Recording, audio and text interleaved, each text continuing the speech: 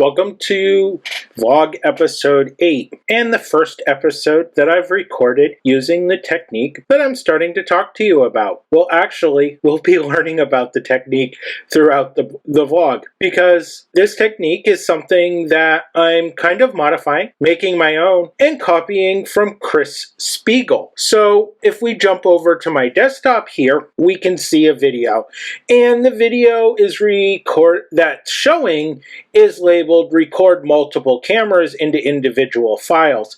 And he actually talks about doing that. But in the video that he's talking about, his first video, he actually records all of the channels into one feed. And that's really cool. And I want to do the one feed right now for my editing because I still haven't fully taught myself how to talk without a lot of blank space into a video. I've been working very, very hard on that over the last 2 years at improving that, and I hope you guys have noticed, but I do a lot of editing to make sure that I remove that blank space to help you guys listen to my videos without me being so annoying to listen to. Anyways, what I want to do is kind of perfect how we do what's called the picture-in-picture process, and I want to do it more in editing. That way I have control over where my picture itself is placed without constantly watching my screen recorder.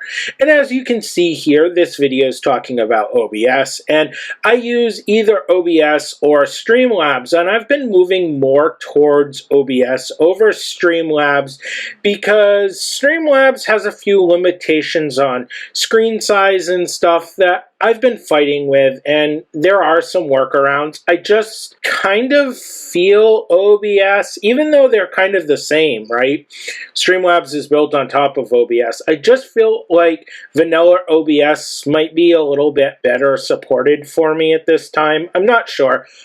Still playing with that, still learning. I definitely am trying to improve the videos I make and how I make them. And okay, so here's iMovie, and over here on the right hand side of the screen we have the file, and I apologize if you see me looking up all the time. As always, I have an ultra wide above my monitor that we're doing filming on. That'll be changing in a week or two when we move to the Freedom House. I have a little bit different of a monitor setup there. Anyways, so I'm going to be looking up at the screen all the time and not at the web camera. But so we have the file here, and we're going to look at importing it here into iMovie and a little bit of what it even looks like. So iMovie, first thing we notice, iMovie is having a little bit of hard time pulling in the format, and it's trying to automatically crop it here. So we definitely are going to need to apply crops to break this video apart. But let's start by just resetting it here and seeing if we can see what everything looks like with it reset. And sometimes this can be a little bit of a pain with iMovie where it just doesn't want to play well. So we can try playing it, and I sometimes have to futz with it and wait for my computer to do what it's doing to see what happens. Okay, so I actually ended up having to restart iMovie here, but we seem to have gotten some of it working, so I'm just kind of repositioning it here on my screen so you guys can see it and kind of looking at it. So the first thing I always do here when I come in is fix the audio, so let's go ahead and do that, even though we're necessarily fairly playing with this and learning about this new picture-on-picture technique that I learned about from, or kind of came up with in my head, but used Chris Spiegel's recording techniques to make. So you can notice you have a full-size screen of me, which will be going in and out of, whether it's a picture-on-picture or a full-size me talking. And then you have my desktop on the right. And through most of this, we're going to want to probably look at me talking, being intro video.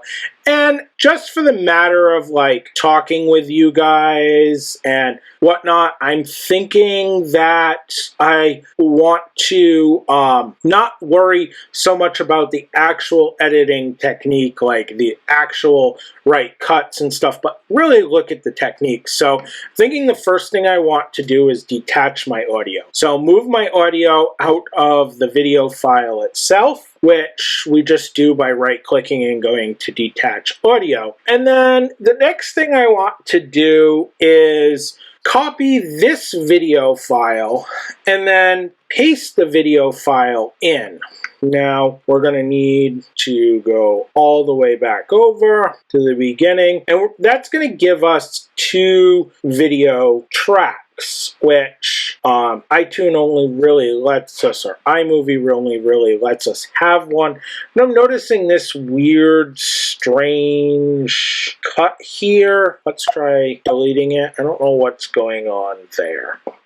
Maybe a little disconcerting, and this might not work because of that strange cut. I'm not sure. I don't know why it did. Let's undo. All right, so we can see here that when I undid the copy and paste, we also undid the whatever that strange cut was. So let's move that line there and then come up, select the video, try a copy and a paste, and try moving them over top of each other again. All right, so it looks like that might have worked this time and it was some glitch. So you can tell my computer, and I'm looking at my screen recorder, is just hating life right now. It's absolutely miserable. Every single fan's on, and I may have to replace that. I'm not sure. Hopefully you're not seeing it in the recording, but yeah, that's what's going on in my recording. All right, so we're looking here at the screen recorder still, and I kind of stopped this video in between and cut it so that my CPU and everything could have time to catch up. It seems like I'm really hosing system resources and trying to do some of this editing, and I mean, it is what it is, but at the same time it's kind of annoying and unfortunate. So what I'm doing here is applying a crop to the screen, and I'm going to try to crop out each individual video section. So the top track is going to be the kind of the picture-in-picture section, and the bottom track is going to be the desktop section, and we're going to crop each of them to their own sections. So I got the top crop done for that. And now I'm selecting the bottom track, and I'm noticing still my computer's having a super hard time keeping up, and like my crops aren't going or anything. And this is going to be a problem if I want to use this technique. I don't know if I can be productive in this technique at all, and a lot of this could be because of the screen recorder. OBS is known for hosing system resources. I may end up finding, I kind of wanted to try a Mac VM with the graphics card pass-through and stuff, and I might find that I need to do that or find a different way of doing this. I want to keep improving my editing skills, and maybe some different software might work. I don't know. We'll see. But anyways, I'm able to, again, click the cropping tool. I click crop to fill, and I'm able to this time select that other screen, and so now I should be able to hopefully crop the 2 video tracks together. Hopefully. We'll see what happens here. So if I hit play. Welcome to Vlog episode 8. So it looks like I'm definitely seeing the top video track, which it should overlap. That's expected. And if I go to the picture, this double icon, which is how I set up the picture-in-picture mode, I can see the video overlay settings, I guess it's called, and I'm able to select picture-in-picture here, and that creates my double picture. So kind of shrinks it down, and it shrinks it down inside of my second screen that's cropped out. So yeah, it looks like we're definitely able to get this technique to work here. And if I hit play, give it a second to pick up, it's definitely slow.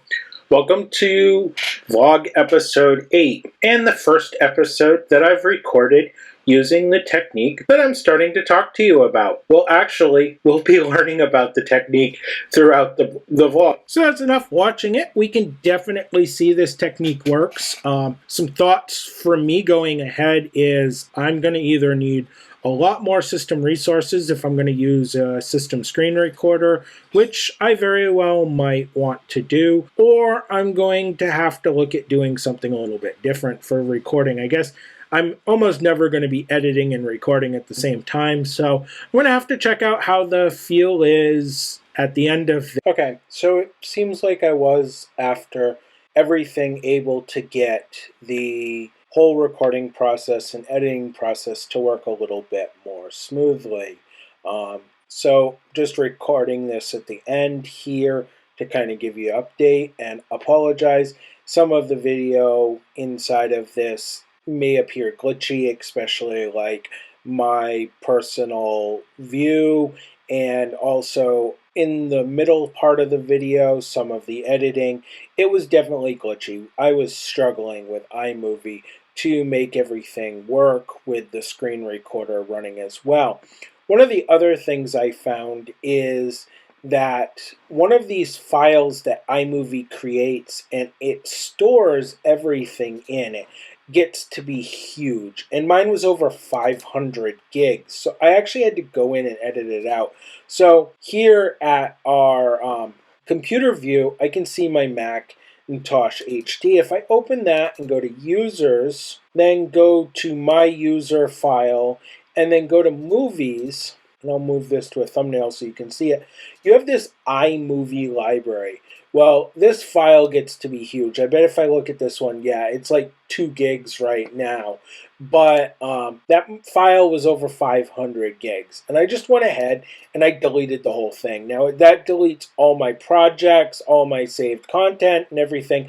But I'm keeping all my video files and keeping them separate. I don't need iMovie cataloging all of that and stuff. I just need iMovie to work efficiently so I can move as fast as possible. So that definitely helped me with a speed increase. And if you're having problems with iMovie going slow, you also might want to do that. Anyways, I hope you enjoyed this little vlog session about learning a new way to edit video, and you maybe learned something and or have some feedback for me so I can learn from you. I mean, even negative feedback, I like to see the comment. It means that you watched at least part of the video and you thought enough to take your time to comment, and that helps. I can usually learn something from your guys' comments, and I appreciate it, even if it's a small amount of information, and sometimes you learn more from negative comments than no comment at all. So anyways, have a good night, and thank you for taking the time to watch the video.